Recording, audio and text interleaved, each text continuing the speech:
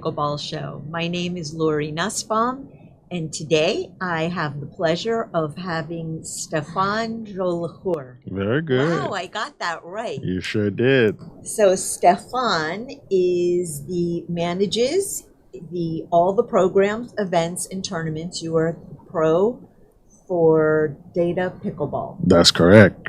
So welcome. Well, thank you very much. Thank you for having me. It's a pleasure to be here, especially to talk about pickleball. Always a pleasure for that. So, more than happy to do so. Well, thank you.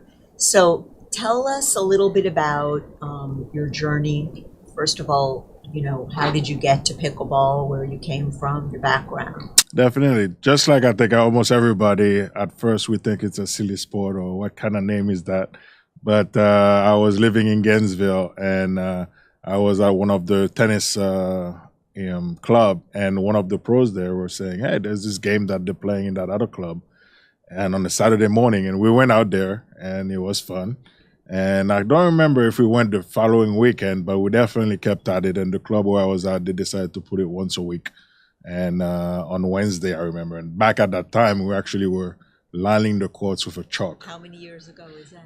About 7 years ago, 7 or 8 years, I would say. And then, so once a week, they allowed us to chalk the line on a Wednesday, and a couple of us decided to play.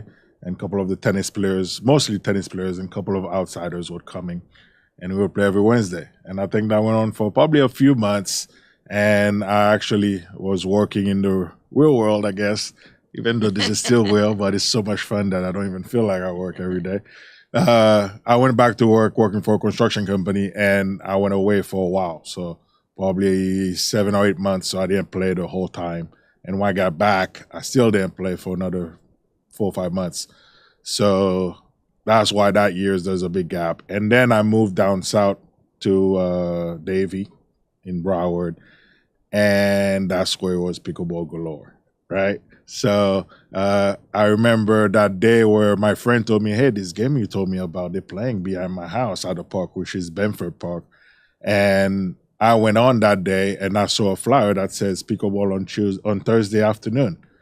And it was Wednesday, and I was like, "Oh man, I gotta wait a day to go play." But funny enough, when I went the next day, it was packed of people already, and people were telling me, "No, they'll play every day." And from that point on, I started playing, and I was playing every day. So never look back. So I also have a background in tennis, so that's why the game kind of came pretty easy, fairly easy. I would say this game is a mixture of several sports, but Right. definitely tennis is by far the best sport to transition from. Especially everything is laid out the same, it's same rectangle, same court. So a lot of the things that you A know lot from of tennis, similarities. Yeah. definitely. So with that, I started playing, never looked back. Then a good friend of mine, Steve Kennedy, he was injured, and he asked me to help him out in a lesson, and where I would feed the balls and everything for him, and I did, and it reminded me just back to when I was teaching tennis. And after that, after he got better, he went back to teaching full time, and I was like, "Oh, that could be a good thing to do."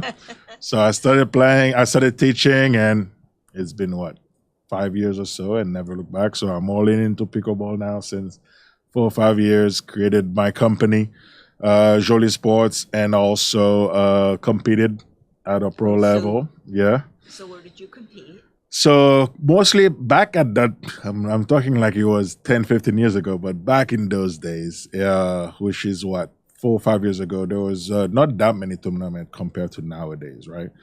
Back then, there were about one tournament every 3 months, maybe. Right.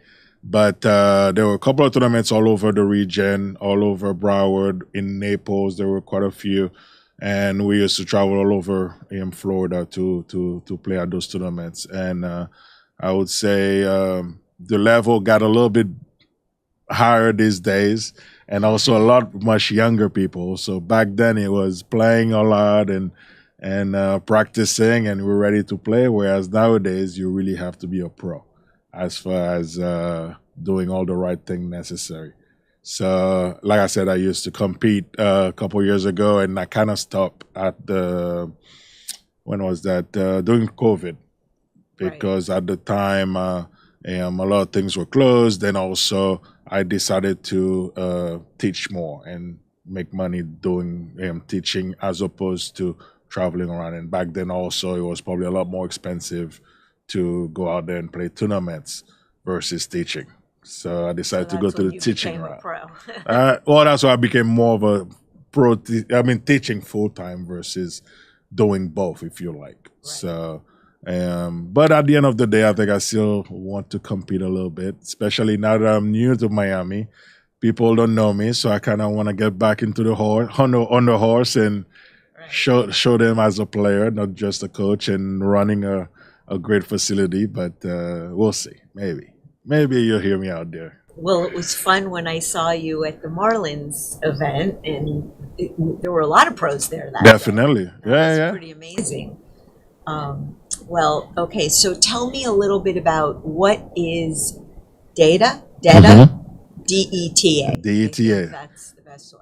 I think people say it differently, but I guess Yeah. easy way could be DETA Pickleball Club, even though when somebody hear it, they might think it's data, which is with computers and Different stuff. acronym. Exactly. But it's DETA, so again, people can pronounce it the way they want. But it's actually, I would say, the pickleball division of David Insignia Tennis Academy. And David Insignia has been a tennis coach around the Miami area for a long time, many years. I'm not even sure. I think 30 something years. He's built his academy and growing. And he's a fantastic guy. I like him a lot. We've partnered up in order to do the pickleball side of it.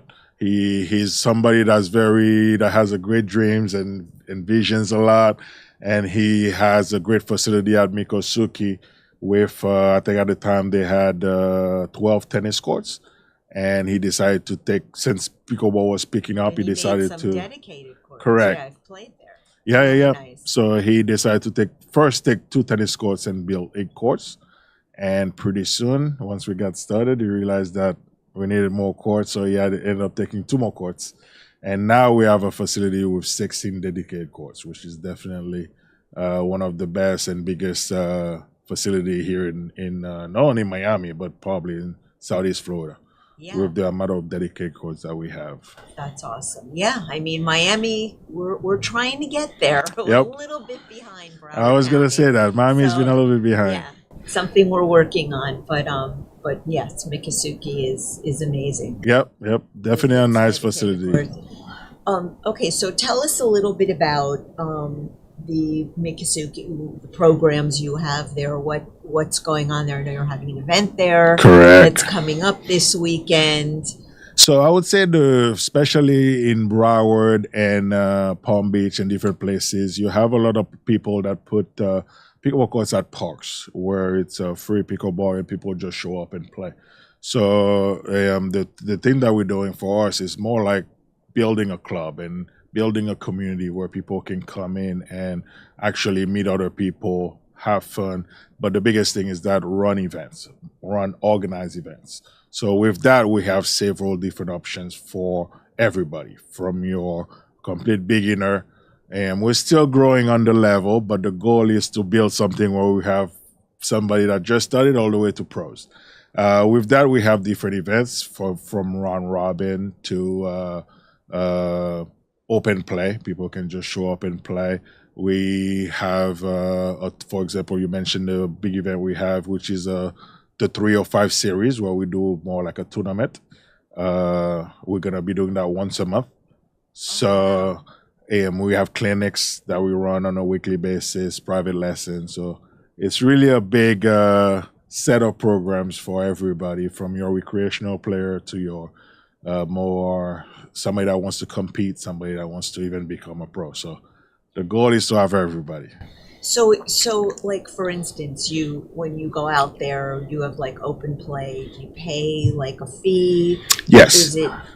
So the way it works is it's free to have a membership, to have an account with us. How much is a membership? And it's free to have a membership. You don't need okay. to pay anything to have a membership. However, for the different programs or different events that you register for, there's a small fee for it. For example, we have open play for a couple of hours for $5. There's this great event that I run, which has been one of our most popular, which is what I call the Duper Match Play. and you come out for 2 hours, play a round robin where you sign up by yourself, play with everybody, and that's only $10. So with that also, you can either uh, have a rating if you don't have one, or you can build on your rating. So this is a great opportunity for people to come out and be a little bit more competitive also, because we keep track of all the scores so that we go submit it to Duper. So definitely a lot of program. And on top of that, I'm adding programs as we go along. So I think the big thing with Miami, since you mentioned that they're behind, and also we're probably going to talk a little bit about the difference with this sport and what brings people. But I think there's a lot of education that needs to be done also, which we're setting ourselves up to do, is educating people on playing and competing and all the different aspects of sports. So that's why we're having something for everybody. Yeah, and I think that, one of the things that we find with the sport is that you have people that come out now, especially all different ages. Oh, yeah. I mentioned to you Connor Puri. Shout out to Connor, who's playing in your. Yes, I saw his name. He signed up this weekend. But the young people are playing. Yes. And I think that says a lot about it. That it's not just a sport for older people. Not at Everyone all. can play. And then there's a social aspect. And I wanted to mention this to you. Pickleball magazine, which, by the way, I know you were rated one of the places, 25 places to play, which I want to get to. But I was reading an article in there about somebody that was playing and how he was diagnosed with a cancer, I think. And pickleball has totally changed his life, his outlook to feel better. No, so there's like a therapeutic aspect to it. I believe it completely. I didn't hear that story, but I believe it 100%. I mean, I myself have seen several different things. For example, relationship has been built. People that were widows, for example, that start coming out and now they have long life friends, or they have some place to go to. And I think that's the beauty of this sport compared to other sport, is the fact that it's such a social sport that it allows people, and also all kinds of different people, to come out and at least be out there. Not only the benefit of exercising, but also the benefit of having people around, being around people. And especially after the sad pandemic that we had, I think all of us were thirsty for it, and it couldn't come at a better time. Absolutely. So even though the sport's been there a long time, but I think there's a couple of things recently that is causing the sport to boom, and it's growing like none others. So that's great. And it's not going away. Oh, no, definitely. I think a few people have been mentioning fads and stuff like that, but no. It's there to stay. It's allowing some people that have never played sports before to play, and it's giving others that played sport in the past, if you want a second chance at being an athlete and even competing at a high level. So. Exactly. So DETA was mentioned as Miccosukee was one of the top places to play pickleball. What makes your place more special than other places? Yeah, definitely. So number one, I would say the number of course, dedicated course. That's number one. The more course that you have to play, the better. That's one. But also all the amenities around the court. We have plenty of areas for shades and people to sit down. And I think mostly David has this thing about tiki huts. And the whole place has several tiki huts and all. And I think for some reason everybody loves it. And it reminds them of whether it be Caribbean or whether it be calmness. But I think everybody that's come to the place always comment about the tiki all over the place. But the fact that I think is very spacious. It's, like I said, a lot of places to sit down and enjoy, relax. We even have a bar on one of the tikis where people can have a drink when we have a big event and all. So there's a lot of options versus going somewhere where there's no place to sit down, there's no shades or any of that. Especially now in the summer. Definitely. Yeah. That's important. Yeah, no, definitely. And the whole place, I think also very welcoming for the family and for people, for kids to run around. So I think overall that gives it a good feeling. Of course, it helps having the golf course right around Right, us. I was going to So say. having a picture from let's say a drone or from above can definitely give you a great view of the whole landscape of all the things that we have around it. Okay. Um, so I wanted to also ask you, and I guess we've kind of touched on this. What would you say now? Fast forward, I mean, 7 years ago, things were a lot different than it is today. Where would you say we are now with pickleball? Overall or in Miami? I Both? think overall, it's exploded everywhere. I mean, Correct. you see they're playing pickleball in Central Park in Yeah. New York. I think, but in Miami, what's your feeling? So I think it's great. Like we said earlier, Miami has been far behind. I would say I used to live in Broward and Palm Beach County. It's been pickleball galore. Within the area that I live, within a 20-30 minutes radius, there's easily 60 pickleball courts from different parks, right? And I've been coming to Miami for several years teaching. So I was coming here once a week to come down, teach, and go back up and play and everything, right? Because, of course, that's up there, the level and all. But like I said, I partnered up with David and Signia and Jacid, and believe it or not, I moved down here. And to me, that says a lot. The fact that there's a great potential with Miami. Even though Miami is behind, Miami, I think, is the type of city that can accelerate things, if you like, or put gasoline in the fire, where things can catch up in a moment. So with that, I do believe, as far as how do I see the future of Pico Miami, I think it's going to be great. One thing that you mentioned earlier, I can already tell there's a lot much younger people playing down here than up where in Broward, and even though the whole sport is getting younger, but I think right off the bat, there's so many young people, young professionals that are playing down here, and that's great to see. And I think it's only growing, and like we said earlier, it's definitely not a fade, and it's only getting better. I think the more people, the more companies, the more or different type of people that get into the game, the better. What's your feeling on indoor pickleball? Oh, that's a good one. I've heard about that forever. Since I started pickleball, everybody comes with a great idea of indoor pickleball. But unfortunately, I think in South Florida, real estate is just so expensive, right? However, I think now that maybe back then people didn't think that it was worth it because of not truly believing that the sport is here to stay. But I think now they're starting to have some people that are building it. For example, I'm sure you heard there's a facility that opened up with Didem that opened up a facility up in Broward. And you didn't know about that? I don't know about that. I knew about Ultra and, yeah, the JCC. That's right. There's Ultra also. Yeah. So at least those, it's exciting to see that somebody is willing to invest in something like that.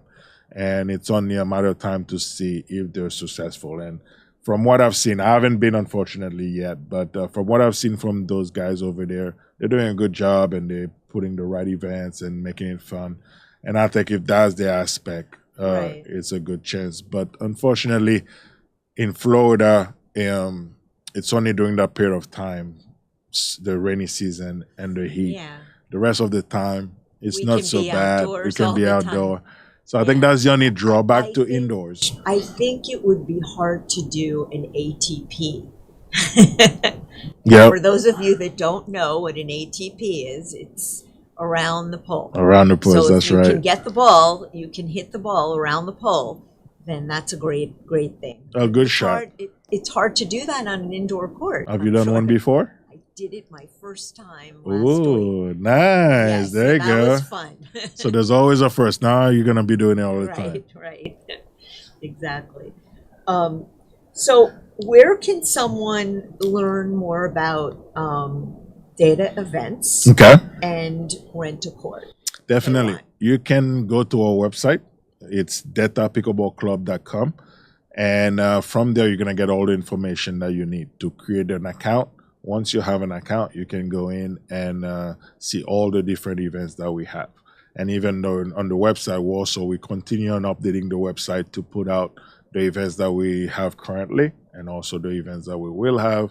But currently, we have some pretty steady events that we're doing on a weekly basis and different time for different levels and all that. So definitely go to the website first to create an account, or you can download. So we use Court Reserve as our system to run the whole program. And you can download Court Reserve application and search for DETA, join a club, search for DETA, and then from there you fill out the form, creating your account, and then you're in. So now, will David Insignia think of opening up at other places? That's a very good question. We've been trying to do so.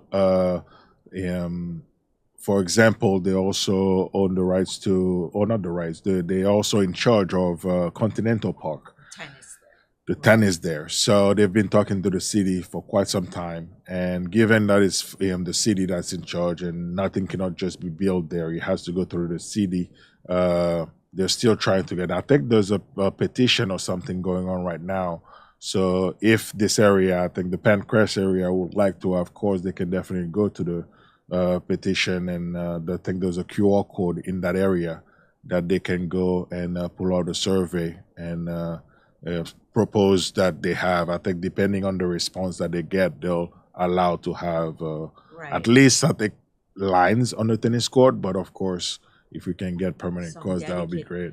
Do you find, though, that there's like a little bit of a rivalry between the tennis and the pickleball? A little bit. Okay, I'm asking you. I was a former tennis player also, and I switched from tennis to pickleball, and I love it. Yep. I have no interest in going to play tennis again. Likewise. So I grew up playing tennis also, and once I started pickleball, I said, I did both for a period of time, and to me it was fine, no problem. I never had any remorse, so I never looked back. I don't think I've touched a tennis racket in 6 years now, if not 7. But I think the reason why there is this a little battle or something going on, I think it's because it's very easy to convert tennis court to pickleball courts. So with that said, I think tennis players feel like they're taking away something from them to give it to somebody else. At least that's my argument, or that's my take on it. I may be wrong, or there may be other factors, but I think at the end of the day, that may be some of the reason for it. But I look at like Continental Park. There are so many courts there. I don't think they're all being used. Oh, I agree, and it's all over. Tropical Park. It's all over the place. So why? Why not? We're not taking away. We just also want to join in. True. No, I'm with you. I'm with you, because especially, I hate to say it, and the tennis player would say no, but I would say tennis is somewhat at the decline, where not as many people are playing tennis anymore. And I don't know the reason. I would love to know, especially I've loved tennis growing up. But I think what's happening also is there's probably an over supply of tennis courts, because if you take of any community, they build their houses and they build a clubhouse, they put a clubhouse, tennis pool, 2 tennis courts almost everywhere. So because of that, you have tons of tennis courts that are sitting there not doing anything. And that's why the pickleball players see that, and they kind of want to take over. They want to have those courts converted, and that's when you see tennis players from all over the place come out and say that they're playing, but nobody's playing there, or not on a regular basis. But I think the only reason, like I said, for me, my take on it is because something is being taken away, they kind of feel a certain way. But at the end of the day, I don't see why. I think there's enough where we can all agree and be together, have the 2 sports going. And I actually think tennis would probably benefit, because any tennis club, any place that have rooms to put pickleball courts, it's only going to be an advantage for them. So I don't see why. We're a community. The goal is that everyone gets along, and that's what this sport has done. Of course, and So, pickleball is probably one of the best sport to show that yeah. we are a community and we get along. It's very social and all, so for sure. So we have a few minutes left, Okay. but I want to ask you, if you want to say a few more things, if you want to let anyone know anything about the upcoming tournament, Okay. anything you want to let our viewers know. No, with pleasure. So, like we said, we have all kinds of programs that we are building for the community. The other thing, like we said, pickleball is such a not necessarily a new sport, but such an inclusive sport, including sport. Uh, we have a lot of people that never played any sports. It's such a actually what I meant to say is it's such a easy entry sport that you have tons of people from all different walks playing it, and with that you have a lot of people that have never played sport in their life, which is great.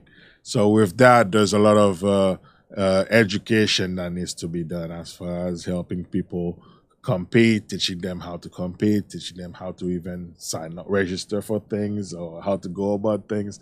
And I think that's where we're trying to be the person or be the club in the area for the community to kind of educate. So that's one thing you can look out from us is the content, if you like, from social media and our website to help people out throughout their journey for pickleball.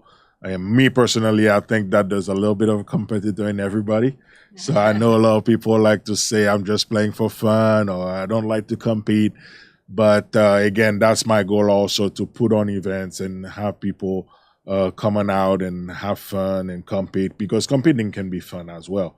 So get people to come on out, know that it's okay to compete, to look to be better and all that, to improve. So we have a lot of stuff planned up. I think I have a pretty big vision on how I want the club to be and how I want things to go. And I think that it's only going to benefit the community, the whole community, to come on out and have a place where they can come out for a couple hours and have fun.